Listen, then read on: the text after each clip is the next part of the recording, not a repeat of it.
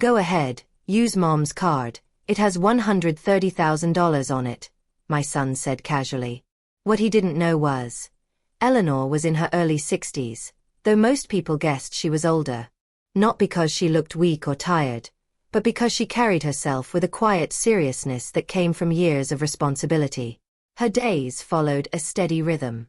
She woke before sunrise, not because she had to, but because her body no longer allowed her to sleep late.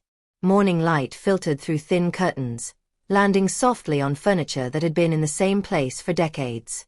Nothing in her home was new, yet everything was clean, cared for, and purposeful. Hit that subscribe button and tap the bell icon so you never miss our latest uploads. She lived alone in a small house at the edge of town. It was not a sad place, though it was quiet. The walls held memories instead of decorations. Old photographs sat in simple frames, not arranged for visitors, but placed where her eyes naturally rested. A cracked mirror hung near the door, one she kept meaning to replace but never did. It still worked, and to her, that was reason enough to keep it. Eleanor moved through the house with care, almost silently. She believed noise was something unnecessary, like waste. Even her footsteps were light, shaped by years of trying not to wake a child who needed rest. Though her son had been grown for many years, the habit remained. She made her tea slowly, measuring leaves by memory, not by spoon. The kettle she used was older than most of her neighbors, its handle wrapped in tape where the plastic had broken long ago. Her life had not always been this calm. There was a time when every day felt like a test she might fail. She remembered those years clearly, though she rarely spoke of them.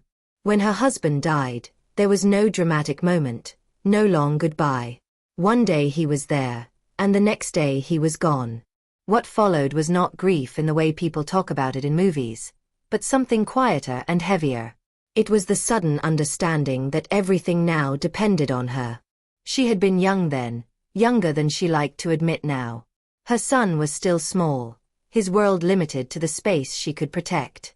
Eleanor did not allow herself the comfort of breaking down.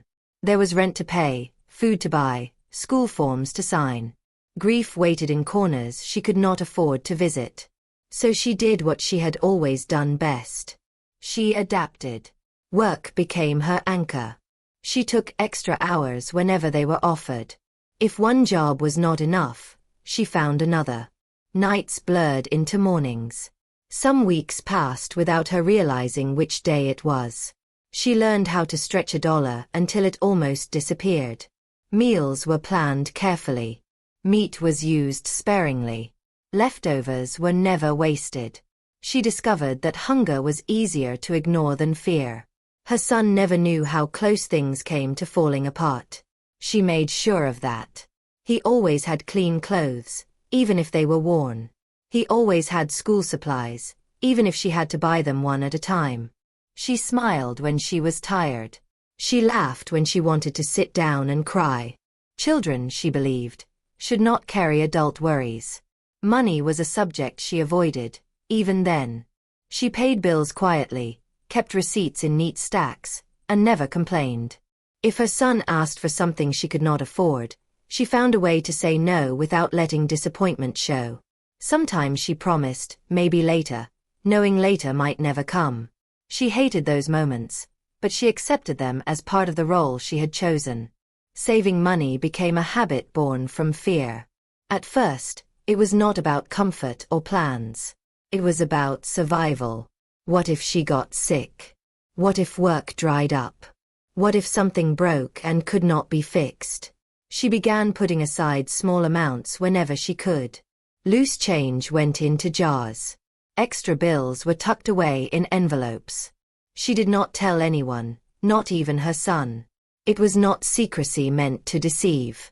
It was protection. As years passed, the crisis years softened into something steadier. Her son grew taller, stronger, more confident. He learned to ride a bike on a cracked sidewalk. He learned to cook simple meals by watching her. He learned responsibility early, though she tried to shield him from too much of it. Eleanor watched him grow with quiet pride, never allowing herself to imagine a life beyond the task at hand. When he left for adulthood, the house felt larger than it ever had. Not empty exactly, but unfamiliar. Eleanor stood in his old room for a long time after he moved out. She did not cry then either. She cleaned. She folded blankets. She closed the door and let the room become a place of memory rather than use. Work slowly changed. Her body no longer handled long hours the way it once had. She adjusted again, this time to a slower pace. The fear that once drove her eased, but it never fully left. She continued saving, though now it was less urgent and more routine. She did not dream of travel or luxury. Savings, to her, meant safety. It meant not being a burden. Eleanor valued independence above all else. She disliked asking for help, even when it was offered kindly. She had spent too many years relying only on herself to change easily. Pride was not something she spoke of, but it lived in her actions. She paid her own bills. She fixed small things around the house. If something was beyond her ability, she waited until she could afford professional help rather than leaning on others. Her days were simple. She read in the afternoons, usually the same books she had read before. New stories felt like work. Familiar ones felt like friends. She walked to the nearby market instead of driving, carrying just enough to manage comfortably. The shopkeepers knew her by sight, though not by story. She preferred it that way. Neighbors sometimes invited her over. She accepted occasionally, declined often. Social gatherings tired her. Listening took energy she liked to save. She enjoyed silence, the kind that did not demand anything from her. In that quiet, she could think without pressure. She could remember without being asked to explain. Money remained a private matter. Even as her savings grew slowly over time, she treated it like a fragile thing that could disappear if spoken aloud. She did not count it often. She did not plan for it loudly. She simply knew it was there, and that knowledge gave her comfort. It was not wealth. It was reassurance. She never told her son about it. Not when he was struggling to establish himself. Not when he complained about work or bills. She listened, offered encouragement, but kept her finances hidden. She feared that knowledge might change something between them. She wanted him to stand on his own feet, just as she had learned to do. Sometimes, late at night, Eleanor allowed herself small thoughts of what might come next. She imagined growing older without fear. She imagined fixing the roof before it leaked again. She imagined choosing quality over necessity for once. These thoughts were quiet and fleeting, like gentle breaths she did not fully take. Her life, from the outside, looked unremarkable. No big events, no dramatic turns. But within it lived decades of careful choices, silent endurance, and unspoken strength. Eleanor did not see herself as special. She believed she had done only what was required. To her, sacrifice was not heroic. It was practical. Each morning, as she folded her blanket and opened the curtains, she felt a steady sense of order. The world outside was unpredictable, but inside her home, things made sense. She had built that stability piece by piece, year by year, through effort no one applauded. Eleanor's quiet life was not empty. It was full of meaning shaped by responsibility, restraint, and love expressed through action rather than words. She had given much without expecting recognition. She had saved not for joy, but for peace. And in that peace, she continued forward, unaware that the calm she worked so hard to maintain would one day be tested in ways she could not yet imagine. The family gathering was meant to be simple. Nothing formal, nothing heavy. Just a few people, familiar voices, and food prepared with more care than flair. Eleanor had arrived early, as she always did. She helped where she could, even when told she did not need to. Old habits stayed with her. She set plates straight, wiped a counter that was already clean, and made herself useful in quiet ways. She wore a plain sweater, neatly pressed, and shoes that had seen many years of careful use. She did not dress to impress. She dressed to feel comfortable and unnoticed. That had always worked for her. She preferred standing slightly to the side of things, present but not central. Daniel arrived later with his wife. He entered the room with easy confidence, laughing as he spoke, his posture relaxed. Success sat on him naturally. He did not show it loudly, but it was there in the way he spoke, the way others listened. Eleanor noticed it the way a mother does, with a mix of pride and distance. She loved seeing him well, even if his life now felt far from hers. His wife greeted Eleanor warmly. She was polite, attentive, and full of friendly energy. Eleanor liked her well enough. She appreciated her kindness, though she sometimes felt unsure around her. Younger people moved faster, spoke more freely. Eleanor often found herself nodding and smiling, letting conversations pass without adding much. The room filled with chatter. Plates were passed. Glasses were filled. Someone turned on music quietly in the background. It was the kind of gathering meant to feel easy, and for the most part it did. Eleanor sat with her hands folded in her lap, listening more than speaking, content to observe. At some point, Daniel stood up and cleared his throat lightly, smiling. It was not a serious gesture, just enough to draw attention. People looked up, curious. Eleanor did too, though she felt no reason to expect anything unusual. Daniel reached into his pocket and pulled out a small card. Eleanor recognized it instantly, though she had not seen it in months. Her heart gave a small, sharp beat, the kind that comes before worry has time to form. He handed the card to his wife with a playful smile and said something light, something meant to sound generous and harmless. He told her she should take Eleanor out and let her finally treat herself. He laughed softly, as if it were all a simple joke. Then he said the number. He said it casually, almost carelessly, as if it were just another detail. $130,000.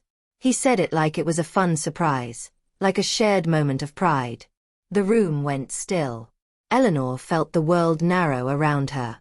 The voices faded. The warmth drained from her hands. The number echoed in her mind, loud and heavy, stripping the air from her chest. She did not hear the reactions right away, though she saw them. Raised eyebrows. Open mouths. A sharp intake of breath from someone across the table. His wife looked at the card, then at Eleanor, then back at Daniel. Surprise turned into confusion, then something sharper. Eleanor recognized the look even before she understood it. It was the look of someone seeing a truth they had not expected. Eleanor forced her lips into a smile. It felt stiff and unnatural, like a mask she had not worn in years. She nodded slightly, as if this were normal, as if the number meant nothing more than a passing comment. Inside, fear rushed in where surprise had been. Not fear of losing the money, but fear of being seen. Fear of questions. Fear of judgment she had never prepared herself to face. She had spent decades keeping that part of her life quiet. The savings were not a secret meant to shock anyone. They were simply private, carefully guarded, like something fragile that could shatter if handled too openly. Now it sat exposed in the center of the room. Someone laughed awkwardly. Someone else made a comment about how impressive it was. Eleanor did not hear the words clearly. Her ears rang. Her chest felt tight, as though the air had thickened. Daniel looked pleased. He did not notice her discomfort. Or if he did, he misunderstood it. He saw pride where there was panic. He saw a generous moment instead of a line crossed. Eleanor nodded again, afraid that if she spoke, her voice would betray her. She could feel her heart beating too fast, her thoughts tumbling over each other without order. She thought of all the nights she had skipped rest to save those dollars. Of all the small choices that led to that number.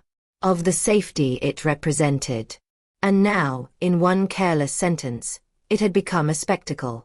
His wife smiled, but it was tight. She thanked Daniel, holding the card like it was heavier than it looked. Her eyes flicked back to Eleanor more than once, searching for something. Eleanor could not tell what she was looking for. Approval.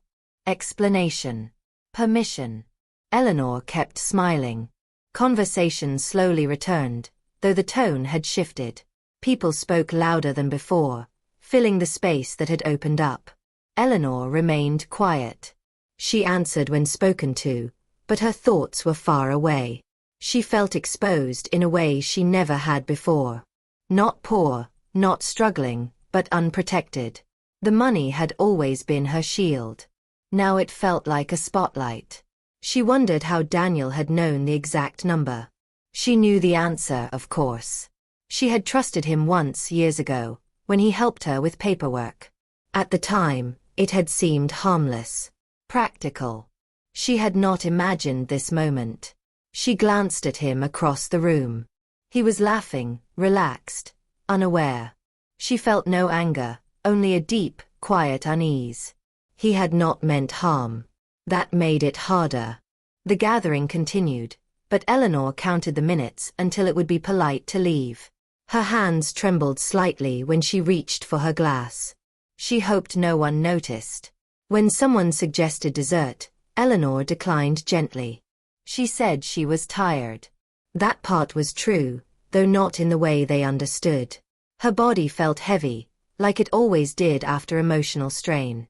As coats were gathered and goodbyes exchanged, Daniel hugged her warmly. He told her again that she deserved nice things. That it was about time she enjoyed herself. She smiled and nodded. Inside, she felt something shift. Not breaking, but moving. The sense of safety she had built so carefully felt thinner now. The walls around her quiet life had been touched, and she did not know what would come next. When she returned home that evening, the house greeted her with familiar silence. She placed her bag down carefully, as if noise might carry the day's tension further. She sat in her chair without turning on a light and let the darkness settle. The number replayed in her mind, again and again. 130,000. It had never sounded large to her before. It had never felt like something to talk about. It was just years, saved in small pieces. Now it felt like a question waiting to be asked. Eleanor closed her eyes, her smile finally gone. The quiet she loved returned slowly, but it did not comfort her the way it usually did. Something had changed, and she knew, with a certainty that settled deep in her chest, that the calm she depended on would not last forever.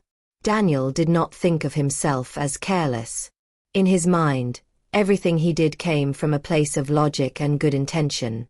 After the gathering, the moment replayed for him not as a mistake, but as something almost kind.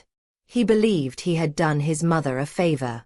He believed he had lightened a weight she no longer needed to carry. He drove home that evening feeling satisfied. His life was full and busy, shaped by meetings, deadlines, and plans that stretched years ahead. Compared to that pace, his mother's life seemed settled, finished in a way he found comforting. To him, Eleanor had already done the hard part. She had raised him. She had survived struggle. Now, he believed, she was simply coasting. The number did not shock him the way it shocked others. He had known about the money for a long time. Years ago, when he helped her sort paperwork, he had seen the account. At the time, he remembered feeling impressed, even proud. He had taken it as proof that she was stronger and smarter than people gave her credit for. In his mind, the money sat untouched, frozen in time. He assumed it came from his father's passing, combined with careful saving afterward. He did not imagine the long nights, the skipped meals, the years of quiet fear. To him, it was an inheritance that had simply grown. Daniel believed inheritance meant safety. It meant a finish line already crossed. He told himself that his mother was set for life. The phrase felt neat and reassuring. Set for life meant no real worries. It meant no risks left. It meant comfort guaranteed, no matter what happened. He never questioned whether that idea fit her reality. From his point of view, Eleanor lived modestly by choice, not necessity. He saw her simple house and old furniture and assumed it was preference. He believed she liked routine and quiet more than comfort. He never considered that habits formed in hardship are not easily undone. He also believed time worked differently for her now. That at her age, planning was no longer urgent. That big decisions were behind her. He imagined her days as empty space, waiting to be filled by small pleasures she simply refused to take. When he thought about generosity, he saw it as harmless. What difference did it make to use some of that money now? What difference would it make to help family, to smooth things over, to share what was already more than enough? In his mind, later was already handled. He did not see the money as a boundary. He saw it as a resource waiting to be used. Daniel also trusted himself. He trusted his judgment and his success. His life had followed a clear upward path. Hard work led to progress. Planning led to security. Because this had been true for him, he assumed it applied to everyone. He believed his mother's fears were outdated, leftovers from a past that no longer existed. He told himself she did not need to protect herself the way she once had, that the world had changed for her. He spoke about her future casually. He talked about travel she might enjoy, repairs she could finally afford, comfort she deserved. These ideas felt generous to him, even if she never asked for them. He never stopped to ask what she wanted. In conversations with his wife, he described Eleanor as careful, but stubborn. He said she worried too much. He said she did not realize how secure she was. He meant it kindly, the way people speak about someone they think needs reassurance. He did not notice how often those reassurances were about his own comfort. Daniel believed money solved fear. That once a certain number was reached, worry should fade naturally. He did not understand that fear does not disappear just because circumstances change. Especially not fear built slowly, over years, through responsibility carried alone. To him, the future looked predictable. He imagined his mother growing older quietly, supported if needed, comfortable regardless. He never imagined a moment where that money would be essential rather than optional. Because of that belief, he felt free to be generous on her behalf. He did not consider that every dollar represented a choice she had made instead of something else. He did not connect the balance to her sense of control, to her need for independence. To him, it was simply proof that she no longer needed to worry. He also believed she trusted him completely, that his involvement in her finances was welcome. He told himself he was protecting her from stress, not adding to it. The idea that he might be wrong did not cross his mind. When he thought back to her reaction at the gathering, he interpreted it through his own understanding. He assumed her silence came from surprise mixed with pride, that she was simply unused to attention. He did not see fear in her stillness. He did not hear panic in her quiet. He remembered her smile and accepted it as agreement. In his world, problems were meant to be addressed openly, solved quickly, and then left behind. He did not understand that some people survive by holding things close, not by sharing them. Daniel believed he knew his mother well. He believed her story was complete. He believed the money meant freedom, not safety. He believed generosity now would not matter later. What he did not know was how fragile that sense of safety truly was. How carefully it had been built. How easily it could be shaken. As far as Daniel was concerned, Eleanor's worries were behind her. The future was handled. The number proved it. And because he believed that so fully, he never questioned what it might cost her to have that belief proven wrong. Eleanor had always believed some truths were meant to stay quiet. Not because they were shameful, but because speaking them out loud made them feel less steady. After the gathering, she carried those truths back home with her, settling into the silence she trusted more than conversation. That night, she did not sleep well. Her body rested, but her mind did not. Thoughts moved slowly, deliberately, as they always did when fear crept in. She lay still, staring into the dark, listening to the house breathe around her. The money had never been about comfort. It had never been about enjoying life, traveling, or buying things she once denied herself. Those ideas felt foreign to her, almost irresponsible. Comfort was something she associated with risk. Luxury felt like an invitation for things to go wrong. The money existed for reasons she had never shared, reasons layered carefully over time. The first reason was her body. Years ago, long before her hair had turned fully grey, there had been a moment she never forgot. A doctor's office. A chair that felt too cold. A conversation that ended with uncertainty instead of answers. Nothing dramatic enough to demand immediate action, but enough to leave a mark. Enough to plant a thought that never left her. You may need help someday. Those words stayed with her. Even when follow-up visits brought calm reassurance, the fear remained. Eleanor learned that health could change quietly, without warning. She had seen it happen before. She had lived through it. She promised herself then that if her body failed her, she would not be helpless. She would not be forced to rely on anyone else. The money became part of that promise. A way to choose care without guilt. A way to decide her own future when her strength faded. The second reason was debt. Not hers, not officially. Eleanor had quietly helped others over the years.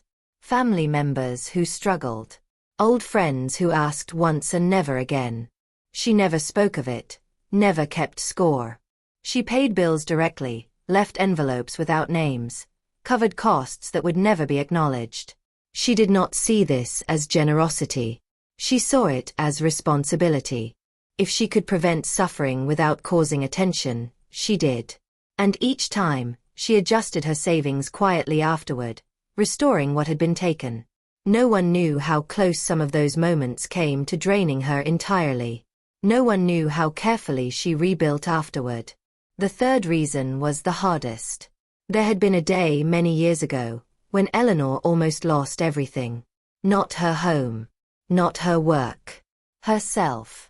It was not something she spoke about. Not because it was forbidden, but because it belonged only to her. A moment of collapse that no one saw.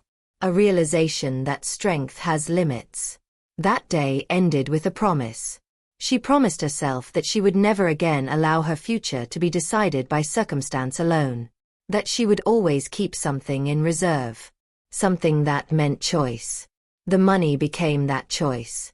It was her ability to say no. To say wait. To say I can handle this. It was the last thing she owned that answered only to her.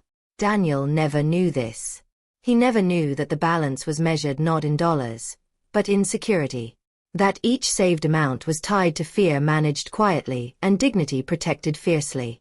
Eleanor had not shared it because she did not want sympathy. She did not want advice. She did not want opinions. She wanted control. As she sat alone in her house, she realized how fragile that control now felt. Once exposed, it no longer belonged fully to her. Numbers invited questions. Knowledge invited assumptions. She thought of Daniel's confidence. Of his belief that she was finished worrying. She understood where it came from. She did not blame him. But understanding did not ease her fear. He saw the money as proof of safety. She saw it as preparation for disaster. Those two truths did not align. Eleanor stood and walked slowly through her home. She touched the back of a chair, the edge of a table, grounding herself in familiar things. These were not luxuries. They were anchors. She returned to her bedroom and opened a small drawer. Inside were papers neatly arranged. Medical notes. Receipts. Documents she reviewed regularly, not obsessively, but carefully. This was what the money protected. Her future, uncertain and unscripted. She closed the drawer gently. For the first time in years, Eleanor felt unsure. Not about her decisions, but about her privacy. The truth she had guarded so closely now existed in someone else's understanding, incomplete and reshaped. She sat down, folded her hands, and breathed slowly. The money was still there. The promise still stood. But something had shifted. The safety she trusted had been named aloud by someone else, and it no longer felt invisible. Eleanor knew then that keeping quiet might no longer be enough. What she did not know was how soon she would be forced to defend the very thing she had spent her life protecting. The change did not happen all at once. It came quietly, the way most serious things do. Eleanor noticed it first in small details she tried to ignore. A casual comment during a phone call. A light laugh about something new that had been bought. A tone that suggested excitement rather than caution. None of it sounded wrong on its own. Eleanor told herself she was imagining things. Then the notifications started. Eleanor did not check her account often. She never had. Watching numbers move made her uneasy, even when they moved slowly upward. But after the gathering, something urged her to look. Just once, she told herself. Just to feel grounded again. She logged in and stared at the screen longer than she meant to. There had been a purchase. Nothing extreme. A reasonable amount, easily explained. She told herself it was fine. Daniel had said to treat herself. Perhaps his wife was simply helping her do that. Eleanor closed the screen and made tea. A few days later, there was another charge. This one larger. Still not alarming, but noticeable. Eleanor sat at the table, cup cooling in her hands, and tried to understand how she felt. She did not feel angry. She felt displaced. The money had always moved by her decision. Slowly. Carefully. Now it moved without her touch, and that unsettled her more than the amount itself. She considered calling Daniel. The thought made her stomach tighten. She imagined his confusion. His reassurance. His calm voice telling her not to worry. She imagined herself trying to explain something she had never explained before. She said nothing. Another week passed. Another purchase appeared. This one clearly not for her. Eleanor recognized the store name. It was not a place she would choose. It did not match her life. Her chest tightened. She told herself it was temporary. That it would stop soon. That speaking up would only make things awkward. She had never wanted to appear ungrateful. She had never wanted to seem controlling. She remembered all the time she had chosen silence to keep peace. It had always worked before. But this time, silence felt different. Each transaction landed like a quiet loss. Not dramatic enough to demand attention, but heavy enough to linger. Eleanor began checking her account more often, though she hated herself for it. Numbers changed. Slowly but steadily. She felt foolish for noticing. Greedy, even. She had never thought of herself that way, and the thought disturbed her. She watched her son's wife talk about plans with ease. New things. Little upgrades. Small joys. Eleanor nodded along, smiling politely, her hands folded tightly in her lap. She wanted to say something simple. Please ask me first. The words never left her throat. She worried about how it would sound. About how it would change how they saw her. She feared being labeled difficult, selfish, or untrusting. She had spent her life being careful not to take up too much space. At night, she lay awake listening to the house settle. Each creak sounded louder than before. She replayed conversations in her mind, wondering when exactly she should have spoken. She told herself she still had time. Then came the purchase that made her hands shake. It was not reckless. It was not outrageous. But it crossed a line Eleanor could feel in her body. It was something that assumed long-term access. Something planned, not casual. Eleanor sat very still. For the first time, fear edged into panic. Not because of the amount, but because of what it represented. Permission had been mistaken for approval. A gesture had become an invitation. She realized then that her silence had been misunderstood. Daniel's wife was not acting with bad intent. Eleanor knew that.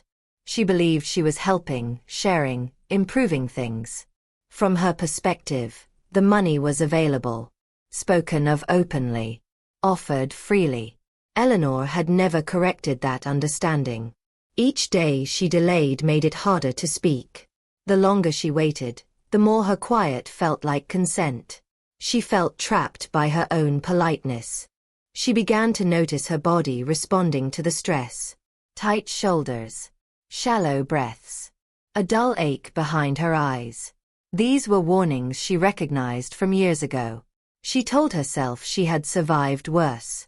But survival had always depended on control. Now that control felt thinner with each passing day. The money that once represented choice now felt like something slipping through her fingers, piece by piece. She stood in her kitchen one afternoon, staring at nothing, and felt a sudden clarity. If she said nothing, this would continue. If she said nothing, she would lose more than money. She would lose the future she had protected so carefully. Eleanor realized then that silence was no longer neutral.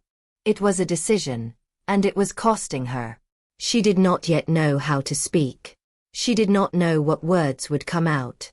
But she understood, with a calm certainty that settled deep inside her, that doing nothing was no longer an option. The tension she had avoided for so long had arrived anyway. And this time, it would not fade on its own. The moment did not arrive with noise.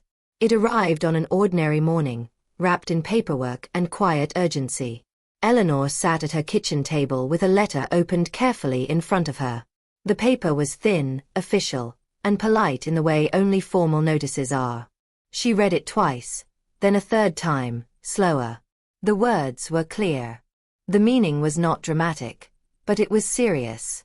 A follow-up appointment had uncovered something that could not be ignored anymore. Not an emergency, not yet, but no longer something to watch from a distance. There would be tests, ongoing care, costs that could not be predicted. Eleanor folded the letter neatly and placed it beside her cup of tea. She did not panic. She did what she had always done. She thought. She logged into her account again. This time, she did not hesitate. She needed to know exactly where she stood. The balance appeared on the screen, smaller than it had been the last time she checked. Still substantial to some. Still impressive to others. To Eleanor, it felt frighteningly thin. She calculated quietly. Future appointments. Transportation. Medications that might or might not be covered. Time off if her strength faded. The numbers added themselves in her mind without effort.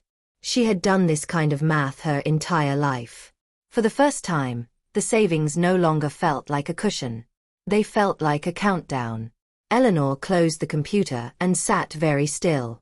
Her hands rested flat on the table. She noticed how calm she felt, and that frightened her more than panic would have. She knew then that waiting was no longer possible. Later that day, she called Daniel and asked him to come by. She kept her voice steady, polite, careful not to alarm him. He agreed easily, unaware of what waited. When he arrived, Eleanor had already prepared the space. The table was clear. The papers were stacked neatly. She had chosen the time deliberately, while the house was quiet and distractions were few. Daniel smiled as he came in, relaxed, confident. He asked if everything was okay. Eleanor nodded and invited him to sit.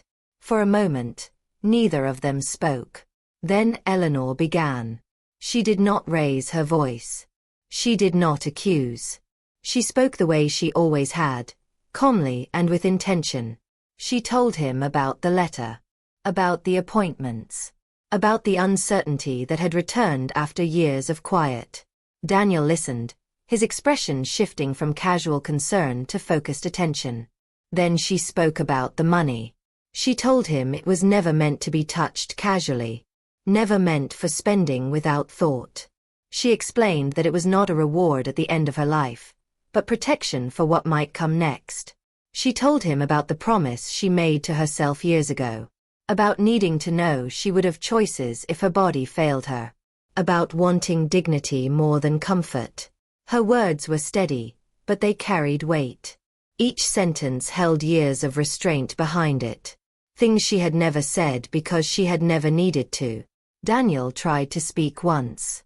She gently held up her hand. She was not finished. She explained how seeing the balance change without her consent made her feel small.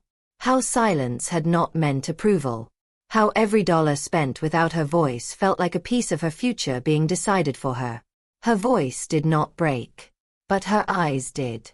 She did not cry. She simply looked at him with a tired honesty that left no room for misunderstanding. Daniel sat back, stunned. The confidence he carried so easily seemed to drain away.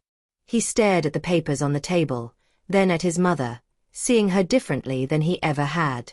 He had thought the money meant safety. Now he saw fear behind it. Eleanor finished by saying something simple. She told him she loved him. She told him she trusted him. But she also told him that trust required listening, not deciding. The room felt heavy after her words settled. Daniel nodded slowly. He did not argue. He did not defend himself. For the first time, he understood that his assumptions had cost more than money. Eleanor leaned back in her chair, exhausted but lighter.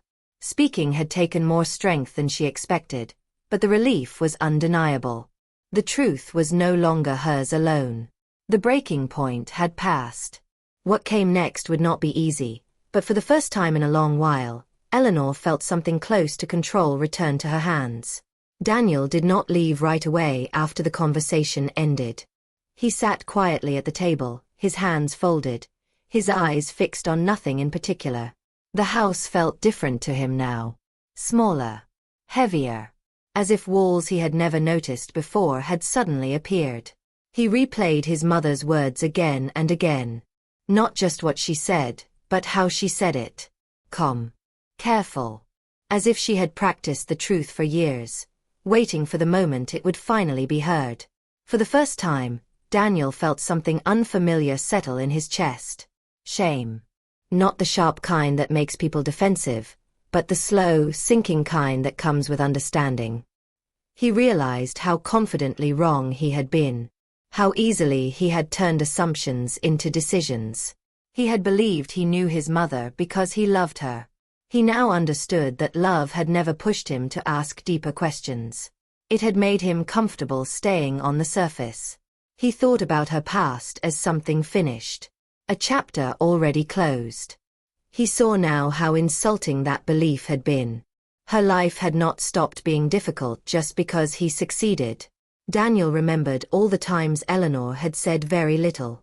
All the moments he had filled the silence for her, explaining, deciding, reassuring. He had mistaken quiet for agreement. What hurt most was realizing that she had trusted him once, and he had used that trust without understanding its weight. Later that evening, he spoke to his wife. The conversation was not easy. At first, she defended herself, explaining that she believed she had permission, that she was helping, that she never meant to cause harm. But as Daniel spoke, repeating his mother's words, her confidence faltered. She began to see the situation from a different angle. How excitement had replaced caution. How access had been mistaken for approval. How quickly shared resources can turn into quiet entitlement. The realization made her uncomfortable. She had never thought of Eleanor as fragile, but she had also never thought of her as vulnerable. She saw now how her actions, though not cruel, had been careless. Guilt crept in where certainty once lived. Neither of them slept well that night. In the days that followed, Daniel found himself noticing things he had ignored for years. The way his mother moved carefully. The way she planned everything.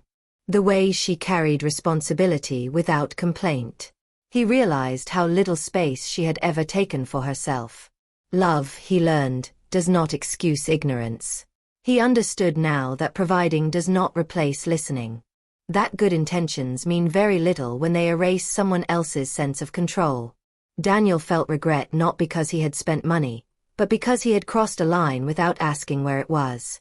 He had treated his mother's safety like a shared asset instead of a personal boundary. When he visited her again, he did not come with solutions. He came with humility. He apologized without explaining, without justifying.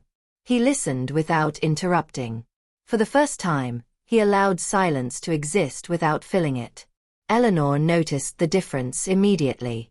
Nothing was magically fixed. Trust does not return all at once. But something important had shifted. Daniel no longer assumed. He asked. His wife also stepped back. She returned what she could. More importantly, she returned control. The realization they shared was painful, but necessary. They learned that love without listening can still cause harm. That closeness does not grant ownership. That respect is shown not through gestures, but through restraint. Eleanor did not need grand apologies. She needed understanding. And for the first time in a long while, she felt seen. Not as a past story, not as someone already finished, but as a person still living, still choosing, still deserving of agency. The awakening had come late, but it had come honestly. Sometimes, that is the hardest lesson of all. The days that followed were quieter than before, but not empty. Something had settled into place, not comfortably, but truthfully. Eleanor felt it in the way the house held her now. The silence was no longer heavy with worry. It was simply quiet again. Daniel kept his word. The account was returned fully to Eleanor's control. Access was changed. Decisions were no longer made on her behalf. Nothing about the process was dramatic. No speeches. No grand gestures. Just small, deliberate actions that showed understanding rather than intention. Eleanor noticed those details most. Daniel began asking instead of assuming. He spoke more slowly when money came up, as if weighing each word. When she said no, he accepted it without argument. When she said she needed time, he gave it. That mattered more than any apology. His wife followed his lead. She no longer spoke about plans as if they were shared by default. She listened, even when the answers were not what she expected. There was discomfort in that learning, but also growth. Eleanor did not rush forgiveness. She did not need to. Respect does not require speed. It requires consistency. Over time, trust began to rebuild, not as it had been before, based on silence, but on clarity. Eleanor spoke more openly now, not because she felt pressured, but because she felt safe doing so. When something worried her, she said it. When something mattered, she named it.